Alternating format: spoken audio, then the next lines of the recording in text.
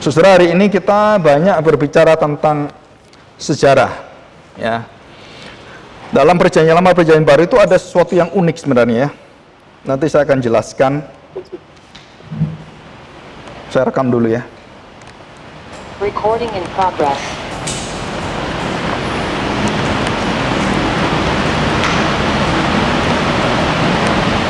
Ya, kebaikan hati Allah dan tanggung jawab hidup Raja Yosafat atau orang-orang percaya.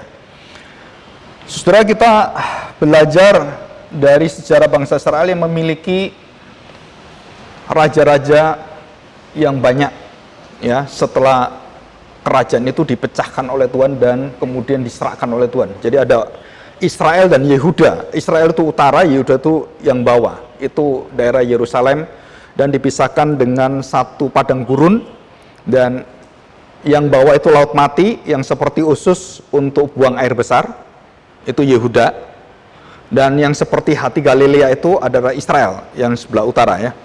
Jadi ada dua kerajaan. Jadi Israel itu terpecah, persaudaraan itu akhirnya tidak menjadi satu keluarga, tapi menjadi keluarga yang saling membenci satu sama lain, dan itu terjadi ratusan tahun. Kenapa keluarga pilihan Allah, keluarga Abraham, anak-anaknya bisa seperti ini? Saudara, ini adalah sesuatu yang bukan berasal dari kerinduan Tuhan untuk memecahkan mereka supaya mereka itu tambah pisah satu keluarga, bukan. Supaya mereka itu kan berkumpul kembali. Nah, kita akan belajar keunikan Perjanjian Lama, Perjanjian Baru. Ya, Perjanjian Lama itu penuh dengan sejarah dan perjalanan bangsa Israel. Mulai dari Abraham dipanggil Tuhan sampai kepada anak cucunya, Abraham, Ishak, Yakub, dan 12 anaknya Israel. Dan kemudian Yusuf kita tahu, dan bagaimana mereka diperbudak dan mereka harus keluar, dipimpin oleh Musa dan Yosua pada generasi kedua. Dan disitulah Tuhan memberikan tanah perjanjian. 12 suku itu menempati tanah dengan semua batas diatur oleh Tuhan. Dan sekarang ini menjadi tuntutan bangsa Israel, Yahudi sekarang, itu diminta kembali tanah itu semua pada tahun 1948 di sidang PBB. Karena itu sudah diserahkan oleh Tuhan. Tetapi sayang sampai hari ini Israel cuma mendapatkan tidak lebih dari 1/5 bagian. Kecil. Ya, dan semua dikuasai negara-negara Arab dan negara-negara yang ada di sekeliling mereka. Jadi bangsa Israel itu sebenarnya sampai hari ini itu tanahnya sangat kecil sekali. Harusnya tuh sampai ke ujung, besar sekali. Nah, setelah dari perjalanan ini kita tahu bahwa Perjanjian Baru kita tidak banyak melihat ada sejarah-sejarah seperti itu. Perjanjian Baru berkonsentrasi pada gereja Tuhan, bagaimana Tuhan itu menggerakkan gereja, dan gereja inilah yang menjadi satu kekuatan yang luar biasa untuk masuk dalam dunia. Jadi Tuhan tidak memakai kerajaan, Tuhan tidak memakai silsilah orang-orang yang secara monarki atau secara kerajaan, itu tidak dipakai Tuhan, tetapi gereja dipakai Tuhan sampai akhir zaman. Sistem gereja yang terbuka, yang terus membawa berita sukacita dan masuk dalam dunia sebagai garam dan terang, itu menjadi satu titik akhir bagaimana Tuhan akan membelas kasihani dunia ini. Jadi kalau dunia ini tidak menerima gereja yang membawa Injil, itu langsung mendapatkan penghakiman. Ya, jadi kita sedang menaruh bara ke orang-orang kalau tidak menerima kasih Kristus, perjanjian Tuhan, dan percaya pada Kristus, itu udah langsung bara api penghakiman neraka itu di atas kepala mereka semua. Dan bukan hanya pribadi, negara juga. Dan kita sudah tahu negara-negara yang menolak Kristus, Korea Utara, Soviet, dan semuanya, termasuk negara-negara agama yang ada, baik agama apapun, saudara, baik yang di Tibet, dimanapun itu menolak kekristenan. Dan hanya Eropa, kekuatan besar. Dan sedangkan dunia ini yang paling banyak menolong orang-orang dalam peperangan pengungsian, itu adalah negara-negara Kristen, negara Eropa dan Amerika. Kemarin saya jelaskan tentang pengungsi. Saya membaca websitenya PBB tentang pengungsi. Saudara, ada sekitar hampir 4 juta seluruh pengungsi di dunia ini. Dan yang memberi makan, saudara tahu, itu negara Kristen. Ya, negara Kristen. Jadi bukan negara yang lain. Yang paling banyak memberi makan, yang mendukung mereka, yang terus memperhatikan mereka, itu negara Kristen ya. Dan itu yang menguatkan PBB. Dan yang paling tertinggi, negara yang paling banyak dan berjasa bangsa itu apa? Saudara harus tahu. Dan ini yang ditutupi oleh dunia, Yahudi. Yahudi, bangsa yang paling dibenci oleh seluruh dunia, yang paling dimusuhi, dan tidak ada negara yang dimusuhi yang paling banyak kecuali Yahudi. Tapi Yahudilah yang paling banyak membantu bangsa-bangsa lain. Kenapa bisa seperti itu? Saudara, ini keunikan. Dan kita juga sama orang Kristen. Kita dibakar, kita diintimidasi, kita dibenci, kita difitnah, dan banyak sekali. Tapi gereja Tuhan nggak pernah terkalahkan. Dan Tuhan mengatakan apa? Kasihlah musuhmu, berdoalah bagi dia, berkatilah dia. Saudara, kuasa inilah yang paling ditakuti oleh setan. Saudara, jika saudara bisa mengampuni orang bersalah, setan paling takut. Dan setan paling senang kalau kita nggak bisa ngampuni. Kenapa? Karena koncoku ini keluarga saya ini. Nah, saudara akan mendapatkan penjelasan tentang kejahatan di hari Kamis dan Sabtu ya.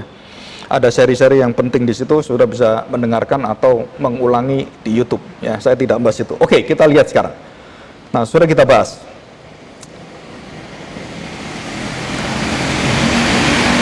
Siapakah Raja Yosafat ya? Kita bahas ini.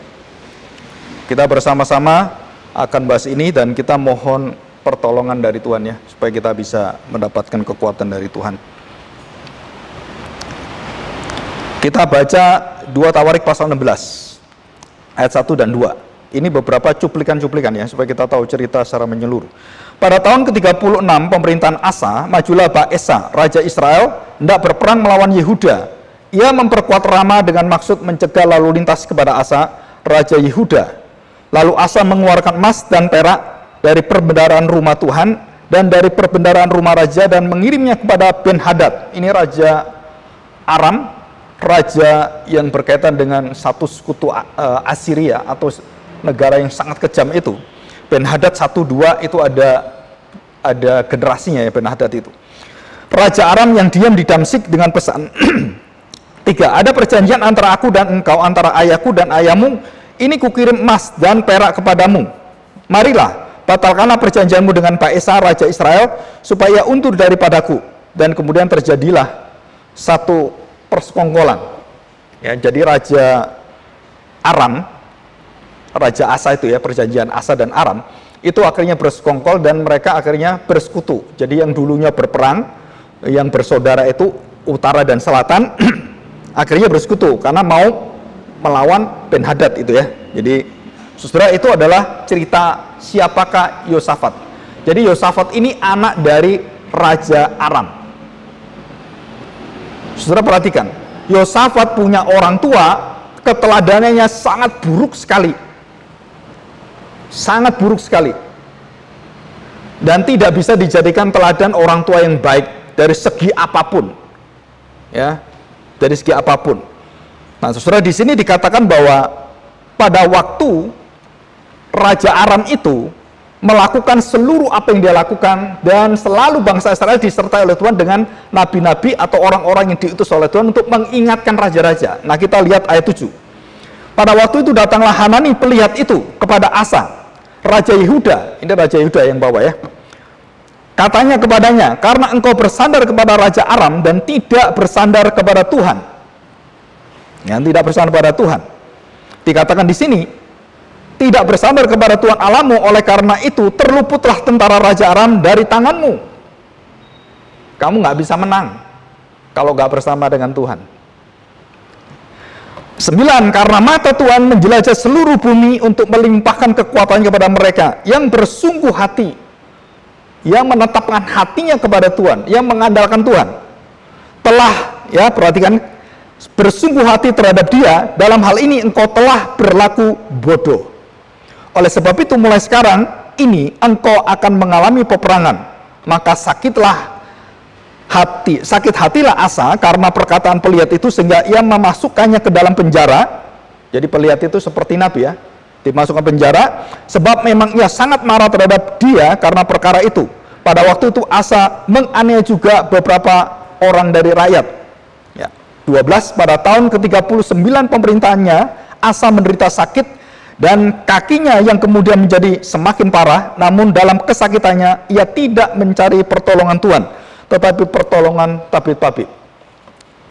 Kemudian Asa mendapatkan perhentian bersama-sama nenek moyangnya. Ia mati pada tahun ke-41 pemerintahnya dan dikuburkan di kuburan yang telah digali baginya di kota Daud. Mereka membaringkannya di atas petiduran yang penuh dengan rempah-rempah dan segala macam rempah-rempah campuran yang dicampur menurut cara pencampur rempah-rempah, lalu menyalakan api yang sangat besar untuk menghormatinya. Jadi sinilah kematian Raja Asa ya. Nah, kita lihat sekarang pasal yang ke-17. Maka Yosafat, ayat pertama ya, anaknya, jadi anak Asa itu ya, anaknya menjadi raja menggantikan dia sebagai pemimpin Israel. Ia memperkuat dirinya dengan menempatkan tentara di semua kota yang berkubu di Yehuda dan pasukan-pasukan pendudukan di tanah Yehuda serta kota-kota Efraim yang direbut oleh Asa ayahnya ya, Raja Asa ayahnya. Dan Tuhan menyertai Yosafat karena ia hidup mengikuti jejak yang dahulu dari Daud bapa leluhurnya, dan tidak mencari Baal-Baal melainkan mencari Tuhan. Ya, di situ dikatakan mencari Tuhan. Ia hidup tidak mencari Baal-Baal melainkan mencari Allah ayahnya. Ia hidup menurut perintah-perintahnya dan tidak berbuat seperti Israel, raja Aram. Oleh sebab itu Tuhan mengokohkan kerajaan yang ada di bawah kekuasaannya. Seluruh Yehuda memberikan persembahan pada Yosafat, sehingga ia menjadi kaya dan sangat terhormat. Dengan tabah hati ia hidup menurut jalan yang ditujukan Tuhan. Pula ia menjauhkan dari Yehuda segala bukit pengorbanan dan tiang berhala. Pada tahun ketiga pemerintahannya, ia mengutus beberapa pembesarnya, yakni Ben-Hail, Obadja, Zakaria, Netaneel, dan Mika. Nah, saudara, ini nama Mika ini penting. Nabi Mika, kitab Mika, untuk mengajar di kota-kota Yehuda. Jadi yang mengajar siapa? Saudara, banyak cara perjanjian lama itu yang sudah tidak dipakai dalam perjanjian baru. Dan kemudian Rasul Paulus memakai cara itu kembali untuk mengembangkan gereja yang tidak berdasarkan pengaturan organisasi, tapi pengaturan pekerjaan Roh Tuhan. Jadi Paulus, rasul-rasul yang lain, Petrus, Yohanes, itu punya murid-murid yang sangat banyak dan mengutus murid-muridnya ke kota-kota di mana Tuhan pimpin mereka. Dan mereka bukan orang dari kaum imam, bukan orang dari seperti orang-orang yang rohaniawan, bukan. Itu orang biasa. Dan mereka mengabarkan berita Injil, mereka terus ada, mereka lihat, mereka didik. Mungkin ada 1 tahun setengah, ada 3 tahun, ada yang cuma setengah tahun, ada yang cuma berapa hari. Dan Tuhan kemudian pilih orang-orang itu, dipanggillah Titus, Epaphroditus, kemudian orang-orang seperti Timotius, dan diutuslah mereka. Nah, saudara, itu semua pendidikan yang berasal di dalam gereja. Jadi bukan, dan tidak ada sekolah teologi waktu itu ya. Nah, sekarang banyak sekolah teologi ya. Nah, kita perhatikan ini. Perhatikan apa? Saudara, apa yang terjadi dengan Yosafat? Jadi yang pertama, Yosafat punya teladan orang tua yang tidak bisa menjadi teladan, maka dia mencari di atasnya siapa yang bisa menjadi teladan, dan dia langsung ketemu dengan kakek moyangnya, yaitu Daud. Nah, kita lihat sekarang ya di sini. Jadi berapa turunan? Kita lihat, saudara. Jadi Yehuda ya, dan ini Israel sebelah kanan. Kalau kita lihat di sebelah kiri, oh ini nggak masuk ya gambarnya, nggak bisa dibuka. Nah, saudara, Daud, Salomo, Rehobiam. Nah, itu yang pertama ya. Rehobiam, Abia, Asa, Yosafat. Jadi Asa ini papa Yosafat. Nah, Asa, Abia, Rehobiam itu raja bapak yang bengis, yang keji, yang biadab. Ya. Jadi 3 turunan, jadi papanya, engkongnya, buyutnya. itu nggak bisa jadi teladan. Dan kemudian Salomo pun tidak menjadi teladan bagi Yosafat, ya. Dan siapa menjadi teladan? Daud. Jadi paling ujung. Dan dia melihat 4 raja, bapaknya dia, kakek buyutnya dia, itu dia hanya melihat kepada Daud. Kenapa Daud? Karena Daud memiliki satu keunggulan yang akan menjadi miliknya Yosafat, menjadi miliknya nanti Yosia. Saudara, ini adalah penting sekali dalam keluarga. Apa itu? Hati yang takut akan Tuhan. Hati yang mencari Allah dalam segala hal. Dan itu menjadi kekuatan Yosafat. Jadi waktu Yosafat diminta bersama-sama dengan Raja Ahab. Nah, Raja Ahab itu besanan dengan Yosafat. Saudara, Yosafat mengingatkan pada Raja Ahab yang suaminya Isabel, masih ingat? Ya kan? Suami Isabel yang sangat jahat itu, yang rebut kebun anggurnya Nabot dan akhirnya dibunuh, ya. Nah, Ahab ini mau menyerang Yerusalem, mau menyerang semua, dan beberapa cara dia mau bergabung karena besanan dan mungkin nggak enak. Nah, ini ada satu permasalahan dalam hidup Yosafat yang seperti kita juga, yang mau berkompromi, dan dia mengingatkan Ahab supaya mencari firman Tuhan, mencari suara Allah, mencari Allah, dan apa yang harus dilakukan. 450 nabi-nabi pelihat yang ada di Israel, dan itu banyak sekali, saudara. Dan semua itu nabi palsu yang nanti berperang dengan zaman itu adalah Elia. Kita masih ingat ya sejarahnya. Nah, 400 nabi yang ada, semua nabi-nabi itu membicarakan dan mengatakan pada Ahab sesuatu yang baik semuanya. Wah, raja, engkau luar biasa, diberkati Tuhan, engkau orang yang betul-betul dipimpin oleh Tuhan. Dan semua ngomong, hanya satu nabi yang ngomong menyakitkan hati, yang bernama Mika bin Yimla. Nah, saudara, karena berbesan, maka Yosafat tetap mengingatkan. Tapi karena besanan, saudara, dia tidak bisa menolak. Dan dia akhirnya menyerang. Bersama-sama dengan Raja Aram. Bersama-sama dengan Ahab. Dan saudara, kemudian Ahab dinubuatkan. Nanti kita baca, dinubuatkan oleh Zedekia. Bahwa dia akan mati. Dia akan mengalami kematian. Ya. Dan kemudian dia akan mati di medan perang. Nah, karena dia akan mati di medan perang, karena dia raja itu langsung ngetau keretanya di sini, orang di situ, wah itu jadi sasaran kan gampang. Dan dia menyamar jadi prajurit. Raja Ahab. Walaupun dia nyamar jadi prajurit, Tuhan menetapkan, Tuhan sudah berdaulat, dan Tuhan sudah mengatakan apa yang akan terjadi pada kamu. Kamu akan mati di medan perang. Kalaupun kamu jumput-jumput, sembunyi-sembunyi, tiba-tiba ada orang mana sembarangan. Psst. Sembarangan loh. Kan ini orang banyak. Dia mana ke siapapun pokoknya kena gitu kan. Kena siapa? Kena Ahab. Jep. Mati dia.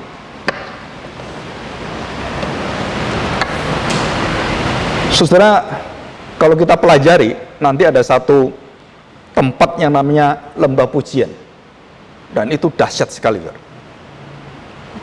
Dan banyak orang-orang karismatik Pentakosta itu memakai lembah pujian ini menjadi satu seruan kekuatan, kemenangan, nyanyian yang menjadi satu anthem gereja mereka. Dan itu dipakai oleh Pak Timotius Arifin, ya, Pak Niko juga sama, Pak Alex juga sama. Saya pernah mendengar 3 orang ini membicarakan tentang lembah pujian. Ya, dengan masing-masing penafsirannya dari sisi yang kehebatan yang dia lihat, tapi tidak melihat sisi kebejatan manusia. Ya, dan memang kadang-kadang sayang sekali. Lembah pujian itu luar biasa kejadiannya, ya. Nah, kita akan pelajari ini. Oke, kita lanjutkan ya. Saudara, ada satu perkataan di depan yang mengatakan Tuhan menyertai Yosafat, ayat yang ketiga. Dan Yahweh menyertai Yosafat karena ia hidup mengikuti jejak yang dahulu dari Daud bapak leluhurnya, dan tidak mencari Baal. Tidak mencari Baal, dia mencari Allah, Dia meneladani apa yang dilakukan Daud yang bertanya kepada Tuhan dalam segala perkara. Dia duduk, dia berdoa, dia di rumah Tuhan, dia meminta petunjuk pada Tuhan. Jadi hasil penyertaan Tuhan menggerakkan dia selalu mencari Tuhan. Jadi yang mencari Tuhan itu siapa? Tuhan mencari kita atau kita mencari Tuhan? Saudara, Alkitab mengatakan dengan jelas, tidak ada orang mencari Tuhan. Jadi Tuhanlah mencari kita.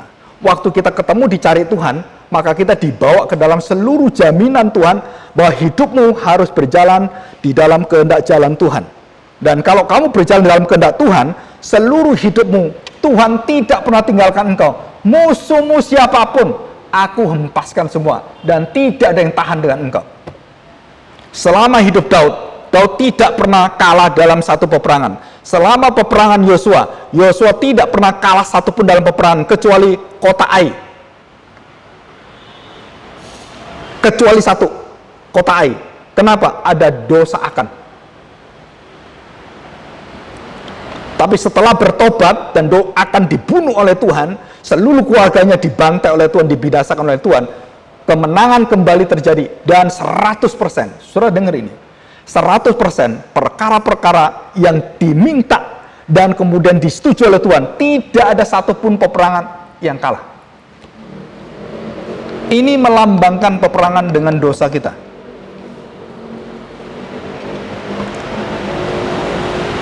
Saya berkali-kali mendapatkan telepon orang-orang yang 2 tahun ini banyak orang stres, saudara. Dari mana saya juga nggak tahu, kadang-kadang telepon, ada yang ibu-ibu, ada saudara, hampir semuanya mengalami satu hidup yang tambah jauh dari Tuhan, dan mereka kehilangan hadirat dan kemuliaan Tuhan. Jadi keluarganya hancur, motivasinya salah kawin, motivasi bagaimana dia hidup, terus kemudian salah bisnis, ditipu orang, dan banyak macam-macam. Saudara, saya tanya, Bapak dulu sebelum kejadian ini, apakah dulu sangat mencintai Tuhan? Jawabannya, iya. Dan dia mengatakan, Pak, di rumah saya itu ada satu kamar khusus saya berdoa.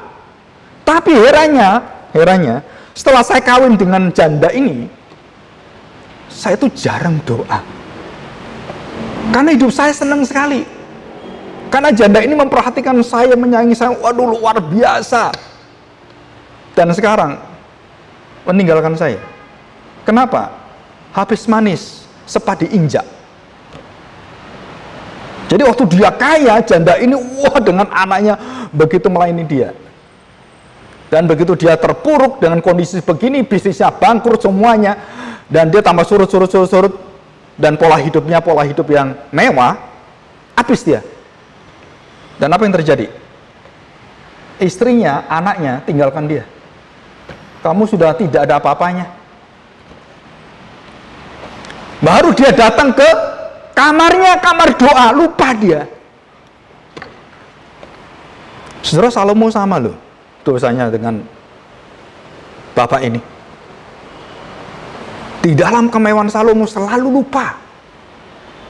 Tapi begitu dia bangkrut, hancur semuanya, baru dia balik, dia ke rumah Tuhan, dia menangis, dia minta petunjuk pada Tuhan, dan disitulah masa-masa di mana keterpurukan tidak bisa dikembalikan. Dan orang itu tanya pada saya, Pak, bisakah semua dipulihkan? Saya katakan, bisa. Satu yang bisa dipulihkan, jiwa rohmu, bukan hartamu. Karena masa kejayaan kalau sudah hilang, saudara nggak bisa kembali. Pekerjaan papa saya juga sama. Masa jayanya beli rumah, beli ini, beli pabrik, semua luar biasa. Begitu masa jaya itu hilang, nah banyak orang nggak siap dengan kehilangan masa jaya.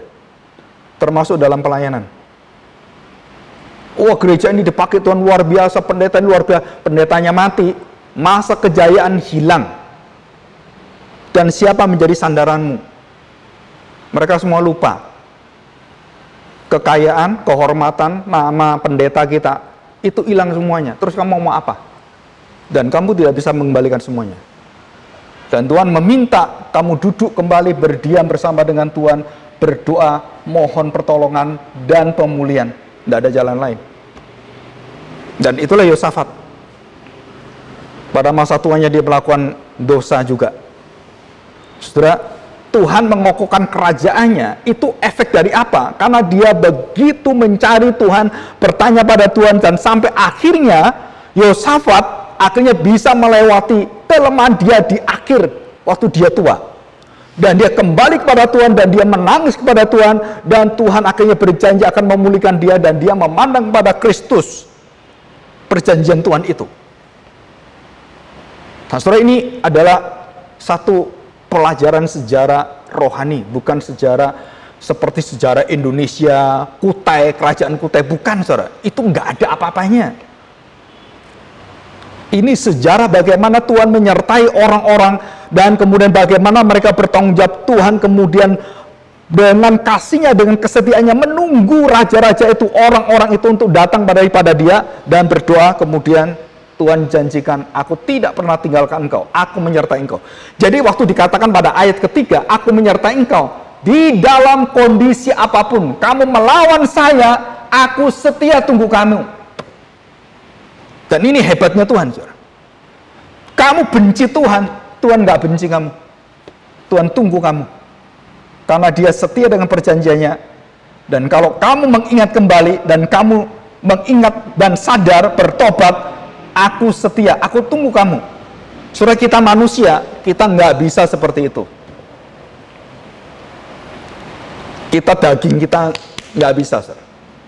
Kita nggak bisa mengalahkan kejahatan dengan kebaikan. Caci maki dengan ucapan doa. Kita nggak bisa kalahkan itu. Yang bisa kalahkan adalah Kristus yang hidup dalam diri kamu. Barulah kita bisa melakukan itu. Saudara, daging kita nggak mungkin. Dan inilah yang kita lihat. Jadi dampaknya apa waktu orang bersama dengan Tuhan, disertai oleh Tuhan? Saudara, apa yang dia lakukan, satu pun yang bersama dengan Tuhan, berjalan dengan Tuhan, tidak ada yang tidak berhasil. Semua berhasil. Jadi, saudara tahu, dosa-dosa yang ada dalam hidup kita, jika kita berjalan bersama dengan Tuhan, memohon pada Tuhan, itu satu persatu kamu bisa mengalahkannya, kamu bisa mematikannya. Dengan apa? Dengan kasih Tuhan. Dosa itu ditutupi dengan kasih Tuhan, dosa itu ditaklukkan. Rasul Paulus dalam Efesus pasal 6 memberikan satu pengertian bagaimana kita harus mengambil perlengkapan senjata Allah. Disuruh ambil. Kalau kamu nggak ngambil, ya kamu kalah, salahmu sendiri. Nah, banyak orang-orang yang percaya, orang Kristen, itu tidak mau mengambil perlengkapan ini. Apa artinya mengambil? Kamu mengambil, kamu mengenakan, dan kamu membiasakan diri dengan apa? Firman Tuhan, kebenaran, sifat-sifat Allah dalam seluruh hidup kita, dalam perkataan kita. Bagaimana saya berkata dengan anak saya, dengan istri saya, dengan suami saya, dengan siapapun. Saudara, perkataan ada perkataan yang kudus, ya dan ya, tidak dan tidak. Itu yang bisa mengalahkan dosa. Kalau kita tidak bisa, saudara, apa yang terjadi? Kita bergumul dengan seluruh dosa kita, daging kita nggak habis-habis. Saya lagi berpikir, kepingin berkhotbah tentang teologi syukur. Beberapa hari ini, saya lagi teringat masa yang lalu itu. Dan kemudian waktu saya ke kuburannya Pak Caleb Tong, waktu saya di sana, saya teringat kalimat dia. Dia mengatakan ada satu khotbah yang paling agung yang orang Kristen harus mendengarkan. Minimal seumur hidup satu kali. Apa itu? Bersyukur.